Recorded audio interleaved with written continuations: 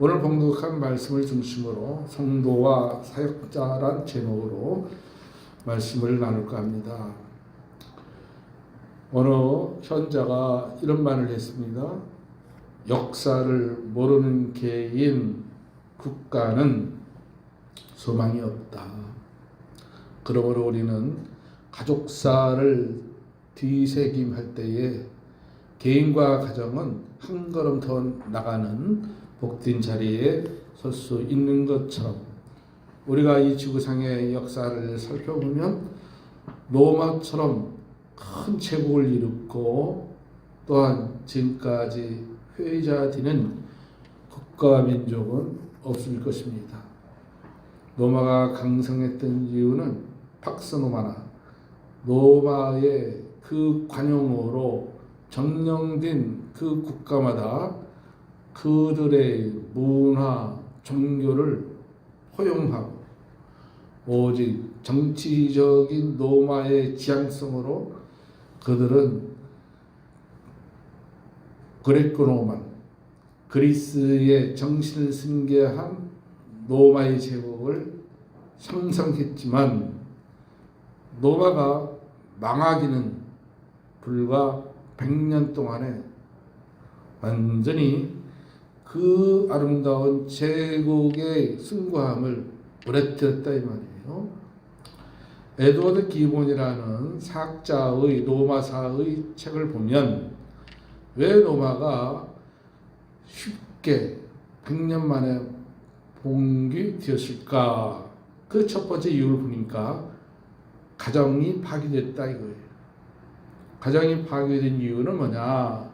성적으로 타락했기 때문에 침상을 더럽히는 그런 단초가 되었고, 두 번째로는 기득권자들이 그들의 누렸던 그 안락함을 지속하기 위해서 백성들에게 과도한 세금을 부과한 것도 이유가 되고, 무엇보다도 동성격사라고 그들의 추구하는 안락함을 지속하기 위해서 백성들에게는 다른 방향으로 시선을 돌리게 한 것이 뭐냐면 원형 경기장에서의 스포츠 같은 것,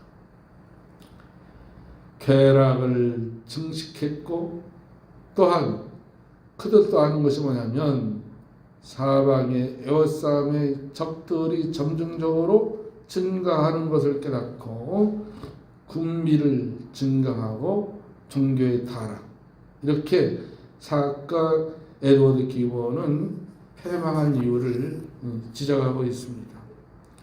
오늘날 이 패망한 이유를 우리나라도 지혜스럽게 적용할 필요가 있습니다. 지금은 로마를 대신하는 미국의 패권 속에서 미국의 문명이라는 책을 보면 미국에도 희망이 없다는 거예요. 왜냐하면 미국 전체 인구 한 10%는 문맹자로서,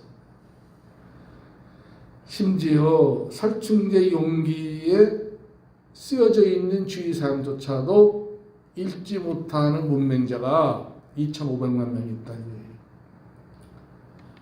지식과 또한 희망이 양날개로 비상할 때에 개인이나 국가가 소망의 자리에 설 수 있는 것처럼 우리나라나 저 미국이나 생각할 것은 이 시대의 마지막 보루가 하나님의 백성과 교회가 있음을 우리가 생각할 때에 오늘 이 본문을 통하여 사도 바울은 하나님의 일을 하는 사역자들과 성도들에게 어떻게 대처해야 할 것인가 가르쳐주고 있는데요. 10절 12절을 보면은 주의 종을 존중히 여기라 이렇게 훈도하고 있습니다. 예수님께서도 제자들을 파송하시면서 말씀하시길 누가복음 9장 5절에 보면 너희를 박대하거든 미련 없이 죄를 털고 그 증거를 삼으라. 엄중한 책망이 있는 말씀으로 경고하고 있습니다. 바울 사도도 고린도 교인들에게 오늘 본문에 보니까 디모데를 잘 영접하라고 말씀하고 있어요. 디모데는 주의 일을 힘쓰는 종이므로 10절에 잘 영접하라 이렇게 당부하고 있는데요.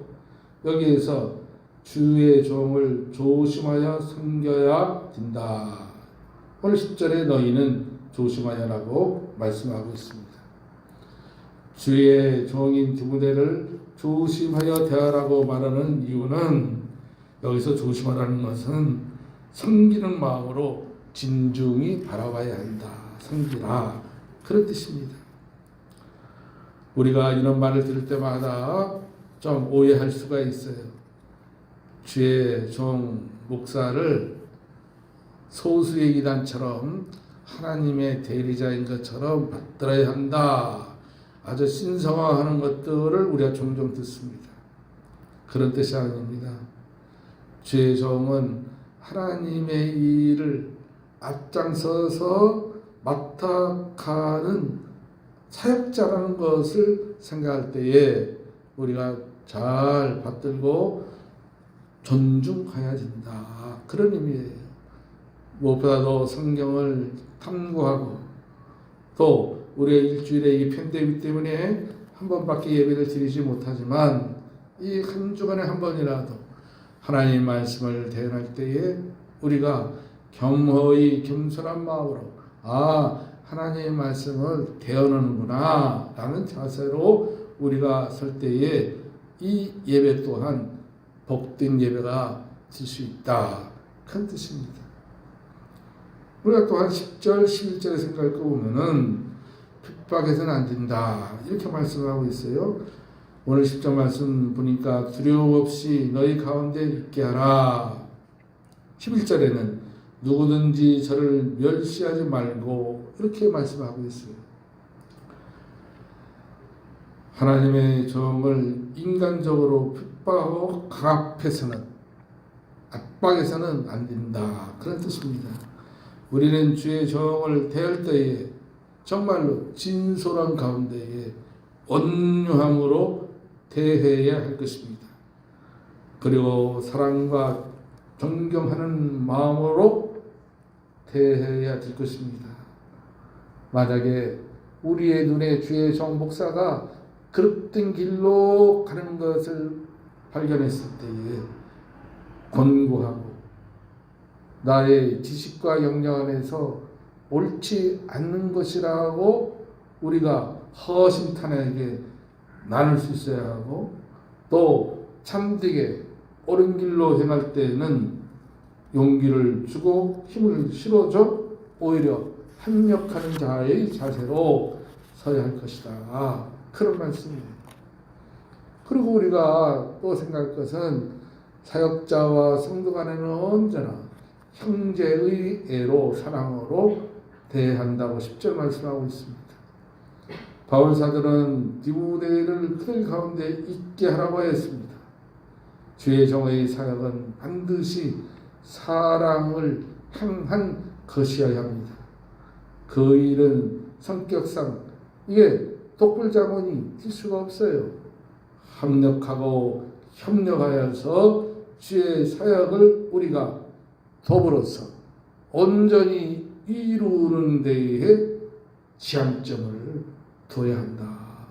그러므로 섬기는 자들은 주의 종을 형제와 같이 대하여 항상 모든 그들 가운데 있게 하고 도우면서 하나님의 일을 하게 할 것이다.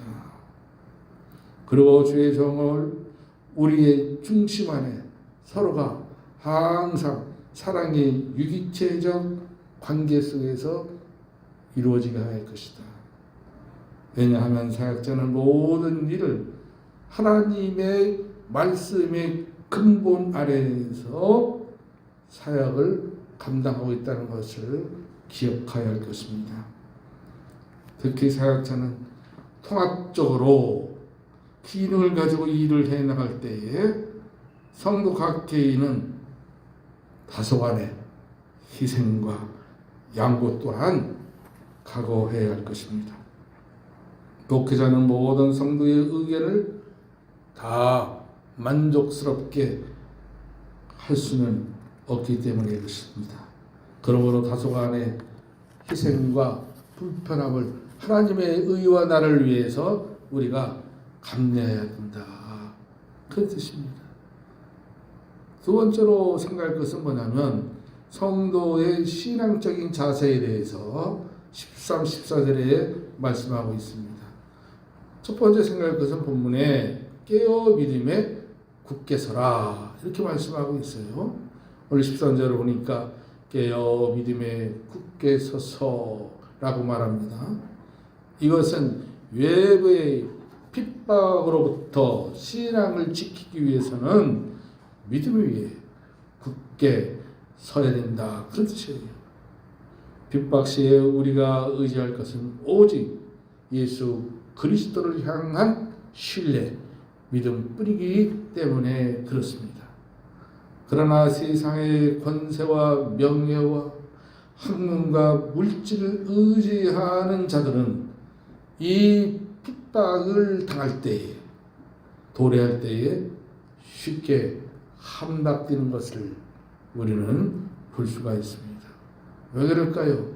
신앙에 어떠한 장애물이 올 때에 예수 그리스도의 구원의 은총을 뒤로하는 사람들은 내가 가진 것으로 나는 배경이 좋아, 나는 힘이 있어, 나는 권력이 있어, 나는 누가 얘기하더라도 나의 부와 명예와 위치가 있단 말이야. 이러한 표피적인 것으로 신앙의 일을 해결하려고 할 때에 무너진다 이 말이에요. 그 기둥의 주체는 교회와 성도는 언제나 예수 그리스도의 구원의 은택 생명의 주춧돌로 삼아야만 반석이신 예수 그리스도께서 굳건히 우리를 지켜주신다는 이 사실을 우리가 잊어서는 안 됩니다. 그리고 오늘 본문 13절에 뭐라고 그랬어요? 강건해야 한다 그랬어요. 남자답게 강건하여라. 오늘 본문 13절에 이렇게 말씀하고 있습니다. 이것은 세상의 욕돌로부터 자신을 나약하게 하지 말고 담대히 강건하게 단호히 대척해야 된다. 그런 뜻입니다. 부활의 소망으로 오늘의 모든 유혹과 시험을 우리가 강하게 극복해 나가야 한다.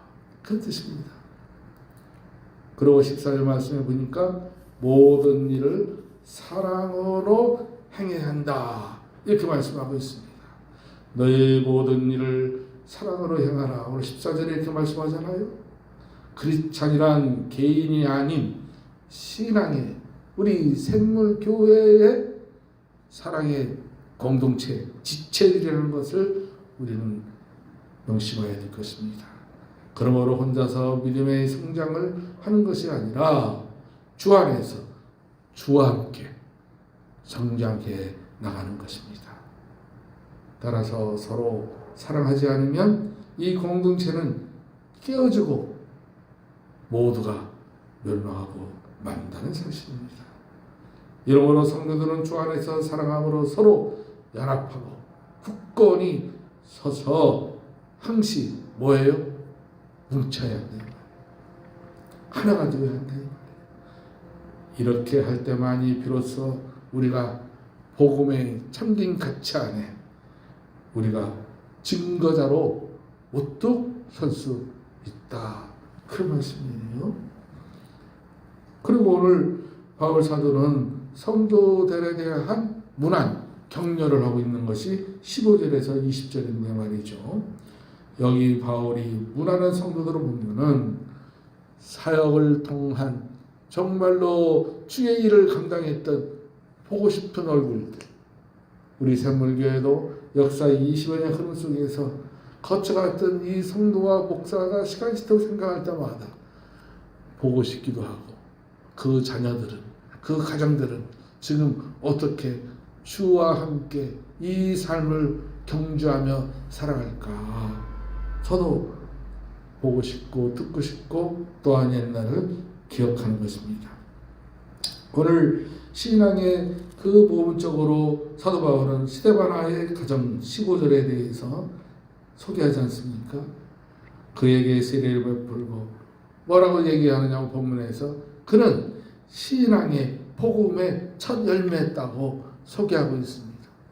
우리 샘물교회를 거쳐가고 지금도 함께 신앙의 경주를 할 때에 우리가 이 땅에서도 아무개 성도와 가정은 우리 샘물교회의 춤추적 역할로 헌신과 희생과 아름다운 복된 복음의 열매를 맺었고 맺게 하고 또한 그 생명의 종자를 심었지라는 그 축복된 간증 속의 증거림으로 우리가 회자될 필요가 있는 것처럼, 또한 사도 바울은 17, 18절에 보도나도와 아가이고의 가정에 대해서 얘기하고 있습니다.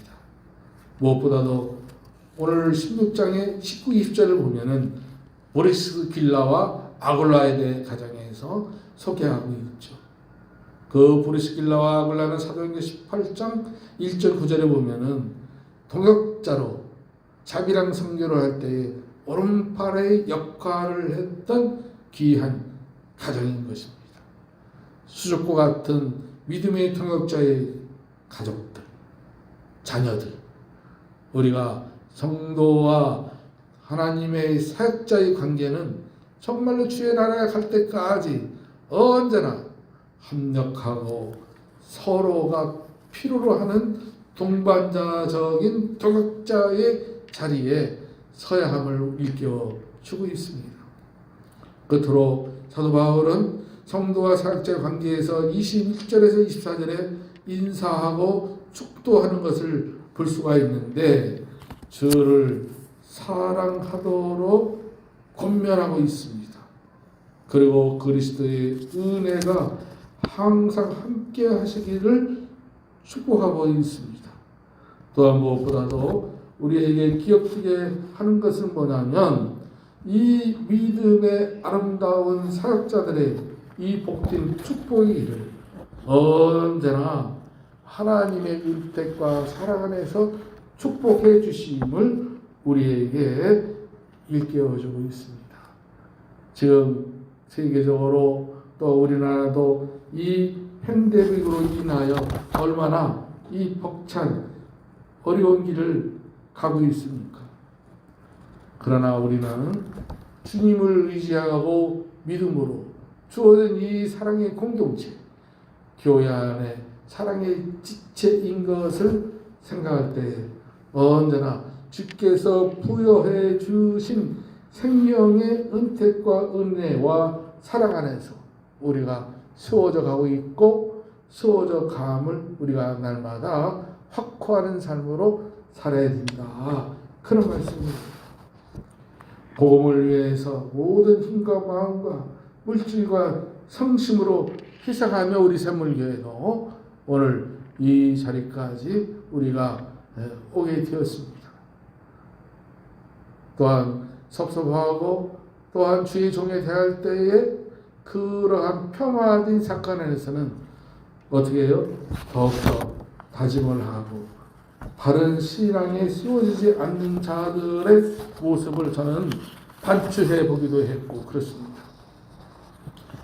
뒤돌아보면은 어느 성도의 가정에 상을 당해가지고 저 먼 길까지 갔어요. 저 여수까지 갔는데 보니까 그 가족 일원이 하나님을 믿는 성도와 교회와 지혜 종에 대해서 저 뭐라 할까 저런 비슷하게 폄하를 하더라고. 그래서 제가 마음속에 사회적인 그 위치가 신앙의 가치를 모르게 하는 그 헛된 자리구나.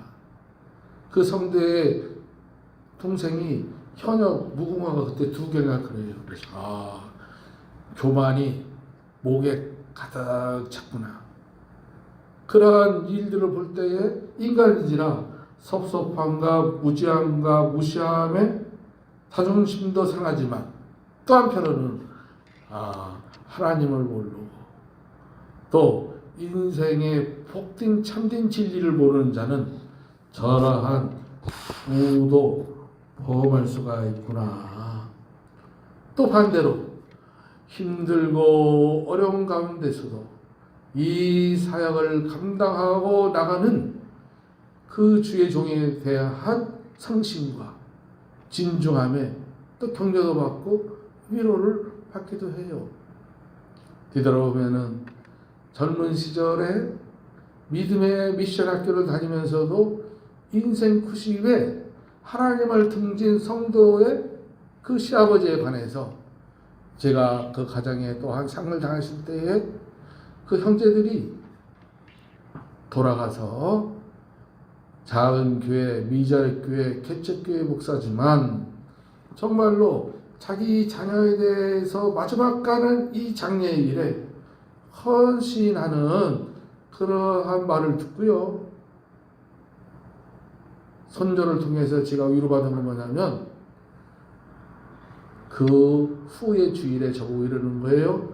목사님, 우리 할아버지가요 교회를 나가기로 했어요.